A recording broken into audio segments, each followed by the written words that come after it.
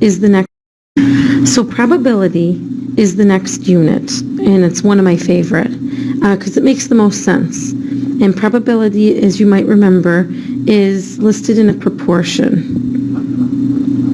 It's the proportion of times the outcome would occur in a very long session.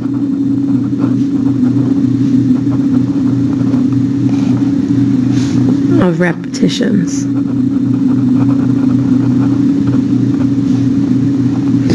So think of flipping a coin, okay? When you flip a coin, your sample space, which is what your outcomes could be, are heads and tails. Those are the choices. That's what you call sample space. Let's say your probability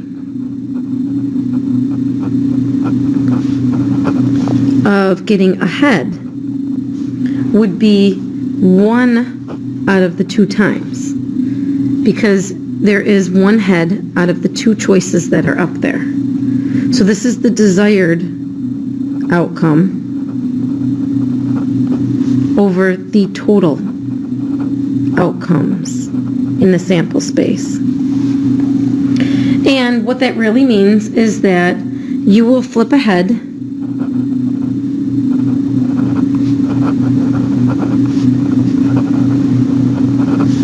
approximately 50% of the time.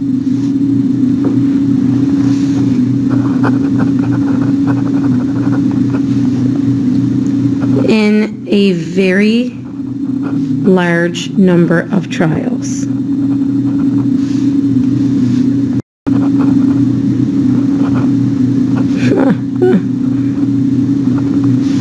Yes. So let's think about it. Let's say we were to actually do this and you were to flip a coin. Pretend you flip a coin and it lands on head. Would it automatically the next time land on tails? Maybe not. Maybe you'd get 2 heads in a row. Maybe you'd get 3 heads in a row. Then you'd get maybe a tails. If you look at it in a small amount of trials, right now we're at about 75% of the time we're getting a heads. If we keep on going and do more, maybe we get tails twice, and then maybe even another head. Every time we've got about a 50% chance of picking a head or a tail, or flipping a head or a tail. And as we get going, maybe we'd have another head, maybe 2 more tails. Right now we're at about 60% of the time is heads. If we did this in a very large number of trials, slowly but surely we'd get closer to 50% and we'd stay there. So that's what probability means. It's giving you an actual number, and that's actually a theory of law. It's called the law of large numbers. And what it means is, in a very long series of trials, the proportion of times that a specific outcome would occur will approach a single value. So this will be approaching 50% the more and more we do. And I'll write that down.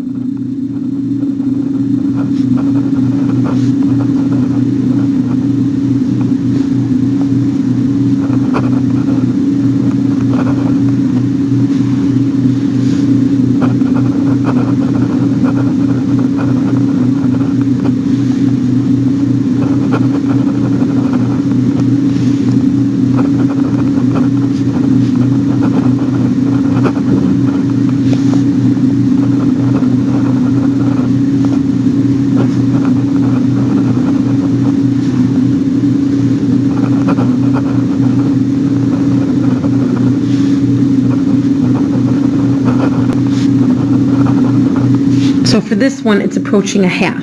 Half of the time you're going to get heads. Half of the time you're going to get tails.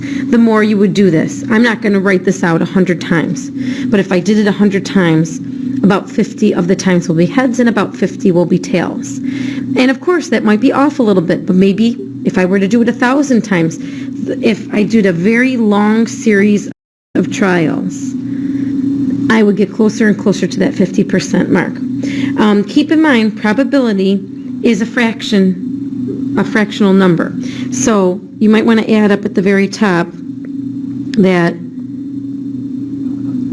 it represents a number between 0 and 1. And it could also be 0, or it could be 1. The probability of flipping a heads and a tail is 1, because I'm looking for both desired outcomes out of the total outcomes. That would be 2 out of 2. The probability of flipping a coin and getting a 1 would be 0. There's no choice I could get a 1. So it could be a number, it's typically a number between 0 and 1, but it also could be 0 if it never had a chance to occur, or 1 if it was always going to occur. So for example, a student has a probability of 0.25 for selecting the correct multiple choice answer on a test. So let's kind of assume that the choices are like A, B, C, D, something like that. If they didn't even read the question, they'd have a probability of 0.25 for selecting the correct answer. How could you use a deck of cards to simulate this? So when we do examples, we might be simulating it, which means we don't actually want to take a test and guess. We want to simulate it with some random way to come up with different answers or different samples of what could possibly happen. So think about a deck of cards. You've got hearts, you've got clubs, you've got spades, and you've got diamonds. You've got 4 different choices there. So what you could say is that in a deck of cards, all heart, clubs, and spade cards would represent incorrect choices, and a diamond would represent a correct one. So as you were to shuffle the cards and lay them out, you would kind of, let's say you want to do this 30 times, you would flip a card and see what suit it is.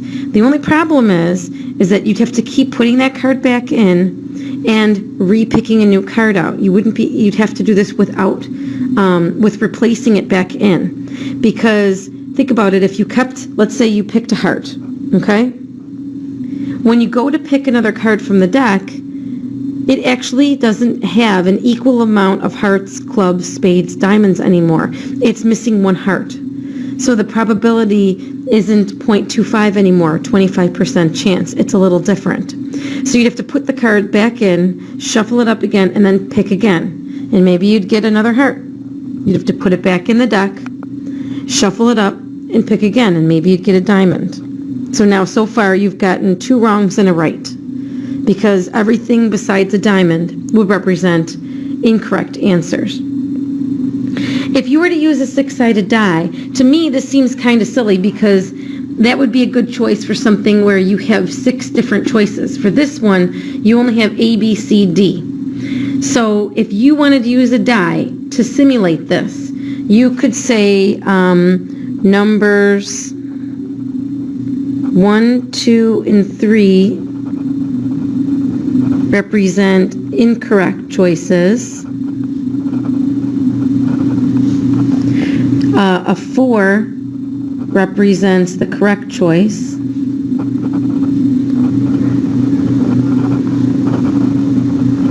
And 5 and 6 will be ignored. It's really the only way to do it because you want to match it to be out of 4 choices. So if you have 6 choices, you got to ignore something. Same thing with like the random digits. You could say numbers from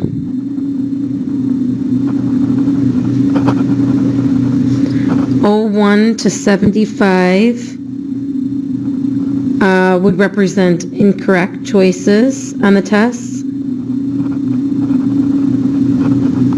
And you could say numbers 76 to 99. Actually, I think it might even have to be 76 to 00 are going to be the correct choices.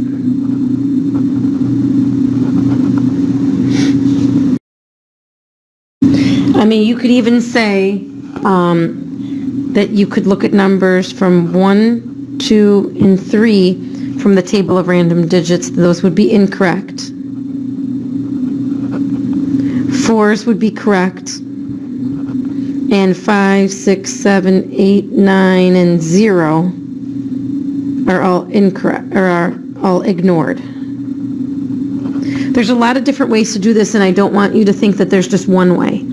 You just want to make sure that 3 choices would be incorrect and 1 would be correct, because you're trying to do a probability of 0.25 for the correct choice.